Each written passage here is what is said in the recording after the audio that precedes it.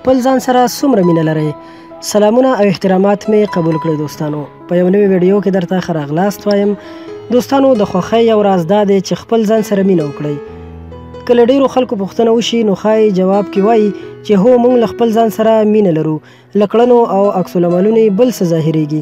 دا یو ساده حقیقت دی چې موږ د ځان په پرتله نورو سره ډېر صمیمي او په مینه چلند کوو.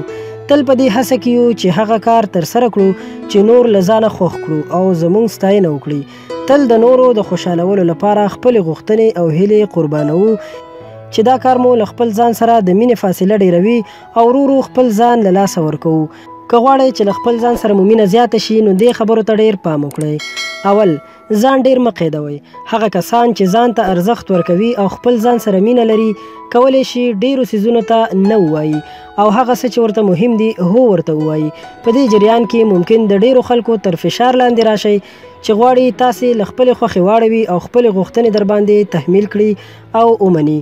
خو د حدودو ټاکل او مثبته انرژي به مو هیڅکله د اجباري کار کولو ته پرېنږدي. دویم، د مرستې له غوښتلو مه ویرېږئ. په دې پوهیږو چې کوم وخت کې خپل مسؤلیت سرته ونه رسوو او په دې هم پوهیږو چې د هر چا لپاره هر څه نشو کولی او مجبوره نه یو چې ټول کارونه مونږ ترسره کړو.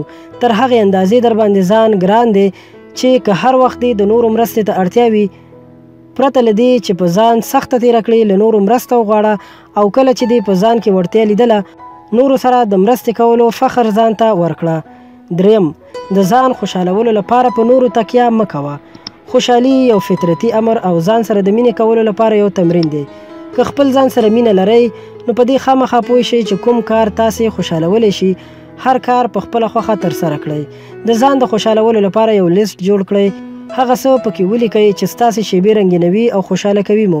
هر کله مو چې په وجود کې د خوښۍ احساس کم شو لیست ولولئ او له هغې جملې یو کار ترسره کړئ. د خپل توان تر حده هڅه وکړئ. خپل ژوند ته په خپله خوشحالي راولئ. دا کار د نورو خلکو په اوږو مه ورچوئ. څلورم، نورو سره خپل ځان مه پرتله کوئ. وایي پرتلنه مقایسه کول د خوشحالیو او خوندونو غله ده. پنځم، د شوې پرېکړې په اړه شک مه کوئ. ځینې کسان په خپلو پرېکړو کې ډېر احساساتي وي او زر تصمیم نیسي، خو یو شمېر بیا په ارامه فکر او په سړه سینه پرېکړه کوي. خپل ځان سره د مینې کولو یوه لاره دا ده چې د هغو پرېکړو په اړه بیا فکر ونه کړو چې د بدلېدو وړ نه دي. د نیول شوو پرېکړو په اړه بیا فکر کول او ځان ملامتول مو په وجود کې بد احساس راپاروي او له ځانه مو زړه توروي. هر انسان له خپلو پرېکړو درس اخلي او کولی شي چې په راتلونکي کې د خپلې تجربې په اساس یو متفاوته او جدا لاره غوره کړي. نو خپله انرژي او وخت په بې ځایه فکرونو مه لګوئ. دوستانو، ډیره مننه کوم چې ویډیو مو را سره تر پایه وکتله. په دې هیله چې دا معلومات به ستاسو خوښ شوي وي. له نورو په زړه پورې او همدغسې ښایسته ویډیوګانو لپاره در سره هم زموږ چینل سبسکرایب کړئ. دا ویډیو لایک کړئ. تر بلې ویډیو درنه اجازت غواړم. د الله په امان.